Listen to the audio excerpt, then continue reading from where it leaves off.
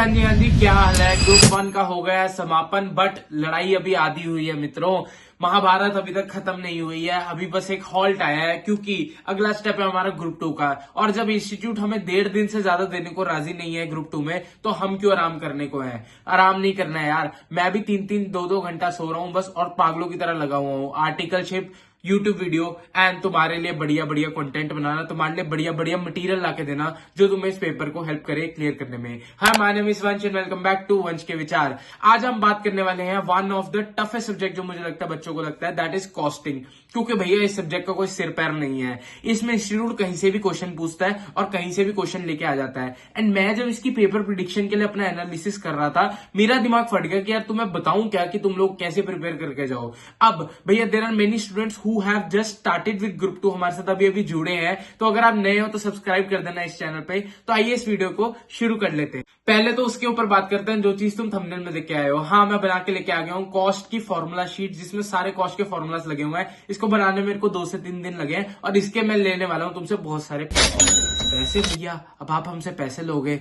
नहीं मेरी जान। क्या हुआ है, मैंने अपने मेंटर्स, पेरेंट्स, अपने मतलब भगवान जी तक से पूछ लिया कि क्या मुझे इस चीज के पैसे लेने चाहिए। हर का जवाब था हाँ। बट मैं उनके अगेंस्ट खड़ा था कि यार नहीं यार, मुझे तुम्हें हेल्प करनी है कि कैसे मैं तुम्हें सपोर्ट कर सकता हूँ और कैसे तुम्हें हेल्प कर सकता हूँ। तो मैंने इसको फ्रीली अवेलेबल कराया। नीचे डिस्क्रिप्शन बॉक्स में लिंक है, जाके डाउनलोड कर लेना। कॉस्ट के सारे फॉर्मूलाज है। बट इस चीज के बदले मैं एक वादा मांगता हूँ। मैं एक वादा मांगता हूँ कि हम इस चैनल को सब्सक्राइब करेंगे और इसको 15,000 तक कंप्लीट करेंगे इस अटेम्प्ट में, ताकि I want to make a bold statement कि यार ये भैया तुम्हारे लिए खड़ा है और तुम्हारे लिए मेहनत कर रहा है। सेकेंडली भैया जी, मैंने क्या किया है, मैंने सारे फॉर्मूलाज को कंपाइल करके तुम्हें दे दिया, तो इससे तुमसे फॉर्मूलाज रिवाइज कर सकते हो। इसमें कोई भी कॉन्सेप्ट्स नहीं है, ओनली फॉर्मूलाज आर कवर्ड।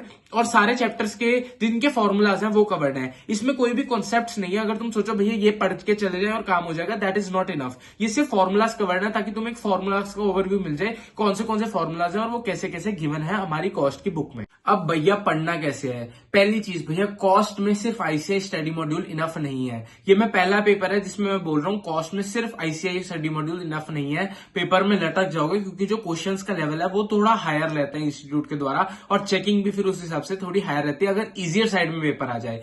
तो कॉस्ट में पास करना थोड़ा टफ रहता है। कॉस्ट को पास करने के लिए क्या करो, तुमने अगर किसी भी फैकल्टी की बुक ली हो, आई मीन किसी भी फैकल्टी की जिससे भी क्लासेस ली थी उसकी बुक होगी, तो उसके बुक में जरूर आईसीआई स्टडी मॉड्यूल के अलावा एमटीपी, आरटीपी और पीवाईक्यूज कवर्ड होंगे। तो तुम्हें उन सारे क्वेश्चंस के आंसर्स देख के जाने हैं। अगर तुमने अपनी अगर कॉपी ढंग से बनाई हो, सॉल्व कर रखे हो, तो सबके आंसर्स देख के जाने हैं कि क्या क्वेश्चन थे और क्या उनके आंसर्स है, ताकि तुम उनको ओवरव्यू करके ऑडिट करके चले जाओ। क्योंकि अगर तुम सारा कुछ देख के नहीं गए तो बहुत हाई चांस है आके आके रोगे भैया क्या हो गया, कैसे हो गया, समझ नहीं आ रहा। इसमें मेरा ये डिसरिगार्ड करने का मतलब नहीं है कि तुम लोग आईसीआई मॉड्यूल को इग्नोर ही कर दोगे। यार पेपर आईसीआई मॉड्यूल से ही बनना है। आईसीआई मॉड्यूल में यार कॉस्टिंग के पेपर में ना, they would check your conceptual clarity. यहाँ अकाउंट्स की तरह रट्टा नहीं चलेगा, बहुत तगड़ी कंसेप्चुअल क्लैरिटी चाहिए कि हल्का हल्का सा भी क्वेश्चन इधर उधर हो गया तो हम वो उस चीज को सॉल्व कर सकते हैं और उसको डन करके चल सकते हैं। फर्स्ट थिंग ये। सेकंड थिंग, अगर तुम मुझे कहोगे कि यार हमारे पास कोई फैकल्टी है भैया, हमने उसके सॉल्यूशंस है हमारे पास पीवाईक्यू, एमटीपी, आरटीपी के, देन वेल एंड गुड। नहीं है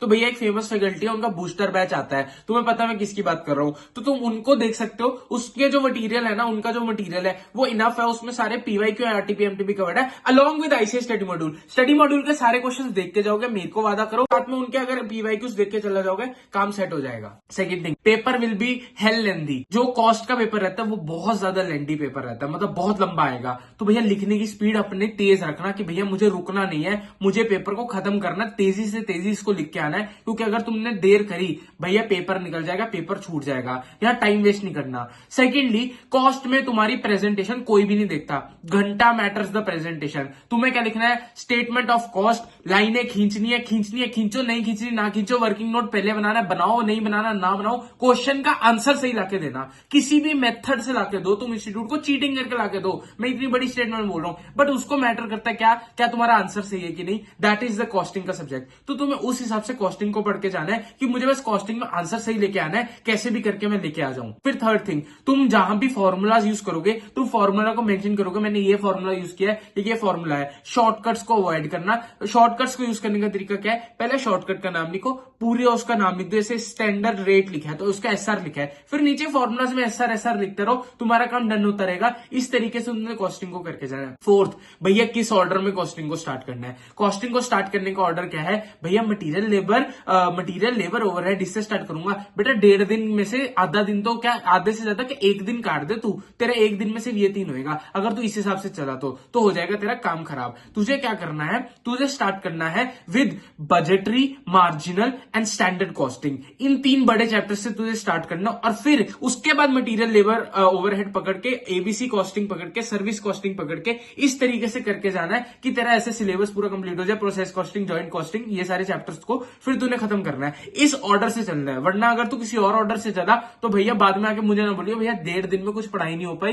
या कुछ पढ़ नहीं पाया। बाकी अगर थोड़ा बहुत ट्रेलर देखना हो तो तू वो टैक्स के एग्जाम में देख चुका होगा, तेरा सिलेबस पेंडिंग रह गया होगा। तो अब हमें क्या करना है, हम इस ऑर्डर से कॉस्ट को करके चलना है। फिर भैया हमने क्या किया, सबसे पहले हमें देखना है कॉन्सेप्ट्स को। अपने कॉन्सेप्ट्स को रिकॉल करो, सारे क्वेश्चंस को, कॉन्सेप्ट्स को रिकॉल करो, क्या क्या कॉन्सेप्ट है, क्या क्या चीजें हैं। क्योंकि कॉस्ट में जो क्वेश्चन आएंगे ना, वो कभी भी देखे हुए नहीं आएंगे। कॉस्ट में क्वेश्चन नए बन के आएंगे, क्योंकि कॉस्ट में सिंपल नहीं है कि भैया अकाउंट्स की तरह ये बैलेंस शीट है, ये क्वेश्चन आएगा। Cost will be new questions as in, क्योंकि वो एमटीपी, आरटीपी और पीवाईक्यू को उठाते हैं, वो लोग सिर्फ आईसीएस स्टडी मॉड्यूल को नहीं उठाते। यहाँ पे भी फॉलो स्टडी मॉड्यूल को ही करना है। क्वेश्चंस आर मिले जुले, उनके जैसे सेम ही आएंगे, बट मेजोरिटी केसेस में क्या होता है, पीवाईक्यू, आरटीपी, एमटीपी, तुम्हें उनको भी ओवरव्यू लेके जाना है, क्योंकि ऐसा हो सकता है कि वो क्वेश्चन बुक में ना दिया हो और वो पेपर में आ जाए, तो तुम्हें उनको ओवरव्यू लेके जाना है। फोकस अभी भी स्टडी मॉड्यूल पे करना है, क्योंकि अगर तुमने कुछ भी नहीं पढ़ा, फोकस ऑन स्टडी मॉड्यूल, वरना भैया बेड़ा गर्क हो जाएगा। तो स्टडी मॉड्यूल पे फोकस करना है, बट साथ साथ उन सबको भी देख के चलना है।